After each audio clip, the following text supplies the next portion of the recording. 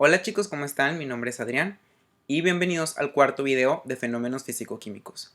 En esta ocasión vamos a ver el tema de sustancias puras y mezclas y métodos de separación.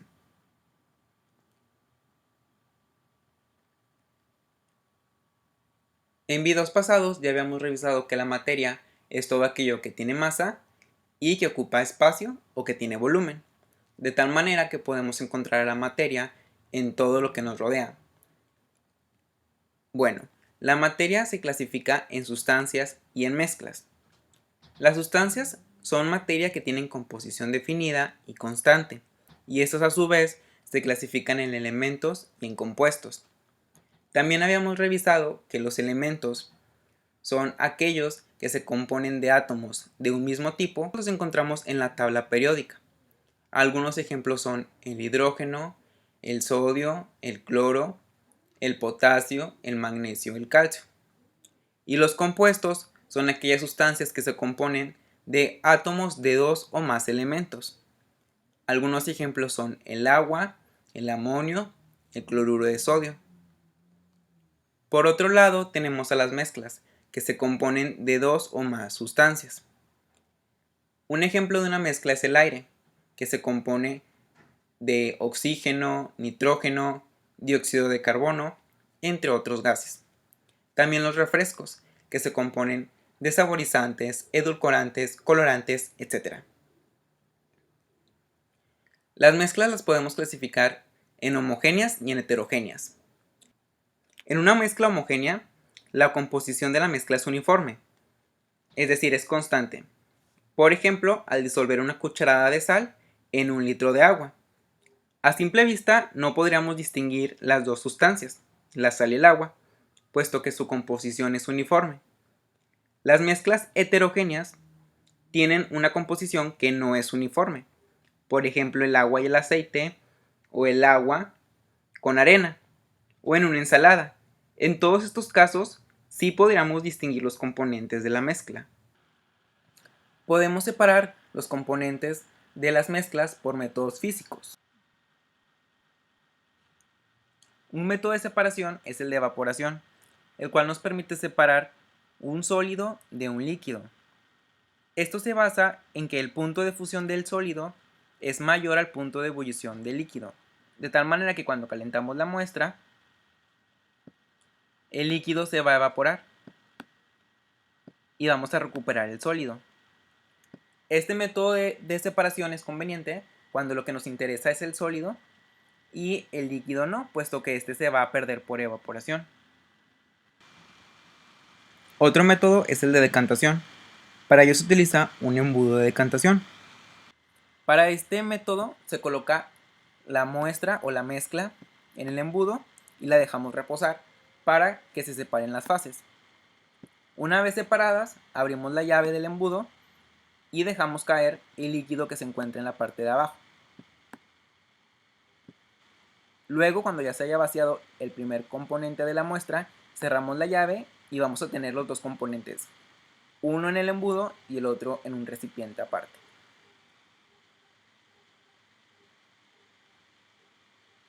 En el método de filtración se utiliza para separar sólidos de un líquido y este método utiliza un papel filtro.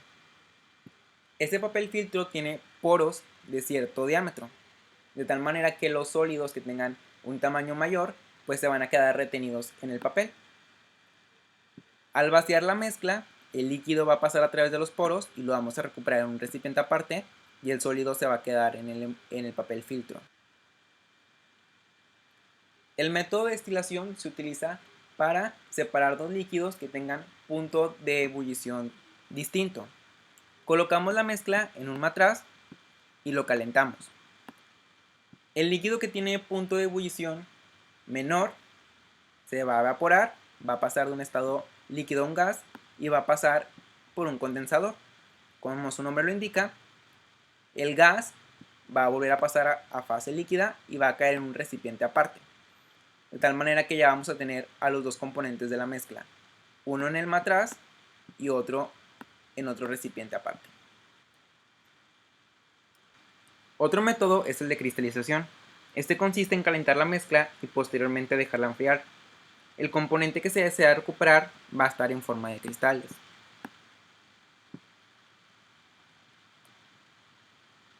El método de imantación nos permite recuperar un componente magnético de otro que no lo es. Para ello se utiliza un imán. Al acercar el imán a la mezcla, el componente magnético se va a separar del componente que no es magnético, de tal manera que ya vamos a tener dos componentes separados. En el método de la cromatografía, los componentes de la mezcla se distribuyen en dos fases, una móvil y una estacionaria. Un ejemplo es el de separar los componentes de una tinta. Para ello se utiliza una tira de papel, que es la fase estacionaria, la cual se coloca en un vaso con agua por un extremo. El agua es la fase móvil. El agua va a subir por capilaridad y va a arrastrar a los componentes de la tinta, de tal manera que vamos a poder separar sus componentes.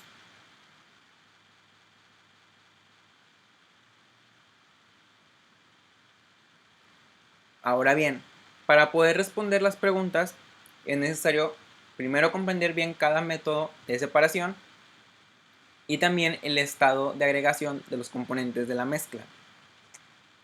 De esta manera vamos a poder elegir el mejor método de separación para cada mezcla determinada. La primera pregunta dice: las siguientes opciones son ejemplos de mezclas heterogéneas, excepto, es decir, esta pregunta nos está cuestionando por el inciso que tiene una mezcla homogénea.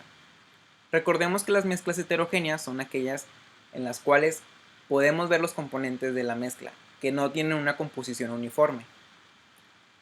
El inciso A dice una ensalada de atún. En una ensalada podemos ver tanto las vegetales como el atún, por lo tanto se trata de una mezcla heterogénea, pero esta pregunta dice excepto, por lo tanto esta no es la respuesta correcta. El inciso B dice una galleta con grandes chispas de chocolate.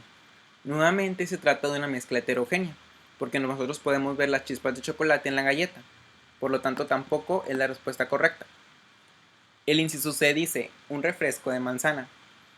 En un refresco, aparte de que tiene una composición uniforme, nosotros no podemos ver los componentes, como los edulcorantes, los saborizantes, por lo tanto esa es la respuesta correcta. El inciso D dice un vaso con agua y arena sedimentada. En este caso también podemos ver los componentes de la mezcla, por lo tanto tampoco es la respuesta correcta. Se sigue tratando de una mezcla heterogénea. La siguiente pregunta dice: para preparar café es necesario separar los granos molidos de la bebida. ¿Qué método de separación resulta más adecuado en este caso? En el caso de la destilación, es un método de separación que nos permite separar dos líquidos que tengan diferentes puntos de ebullición, pero en este caso nos están pidiendo separar un sólido de un líquido, por lo tanto no es la respuesta correcta. El inciso B dice filtración, el cual nos permite separar un sólido de un líquido, y de hecho para preparar café se utilizan filtros, por lo tanto esa es la respuesta correcta. La imantación y la cromatografía no resultan convenientes en este caso.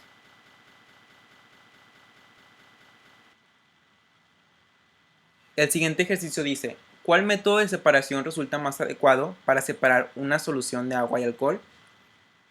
En este caso tenemos dos líquidos, por lo tanto, la destilación es un buen método de separación.